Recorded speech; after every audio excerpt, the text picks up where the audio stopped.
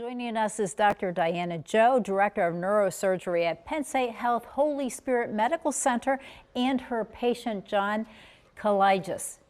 John, thank you both for being here. John, why don't you tell us a little bit about your story and what led you to Dr. Joe? Yeah, so I've had a long history of lumbar spine disease, and actually had my first procedure was a microdiscectomy done almost 10 years ago, actually by Dr. Joe's father.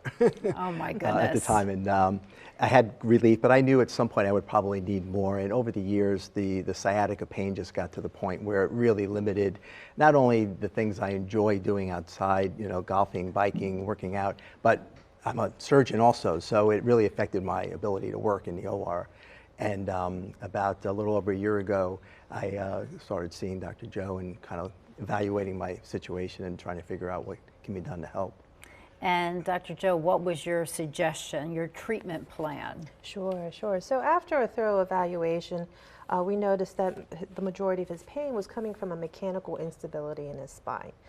So unfortunately, with a mechanical instability, we have to find a way to stabilize the bones, and that is a fusion surgery. So we not only decompress those nerve roots, but we also placed a graft in the disc place, as well as put screws and rods to help stabilize the bones in his spine. And so what is that surgery called? It is called a decompressive laminectomy and instrumented fusion. Okay, so you had that done, you said, nearly a year ago. Yeah. How has that made a difference in your life? Well, it's made a tremendous difference. I literally woke up that morning or the next day getting out of bed and I had no more sciatic pain. I was out of work for about 4 to 6 weeks, and then little by little I started getting back, and within a couple months I was getting back to the gym, I was starting to play a little golf, I was getting on my bike, getting back in the OR. And within 3 to 4 months, I was pretty much doing everything that I wanted to do at the level that I wanted to do it in the same intensity. So that's been was a godsend. Wow, that is really, truly amazing. Good for you. And Dr. Joe, really, how does that make you feel to see someone doing so much better after a procedure like this? Oh, absolutely. It is very rewarding. This is why we get into medicine, is to help folks get back to their lives, especially when it's a colleague, to get him back to his patients and helping other people. It was definitely an honor and very rewarding for me.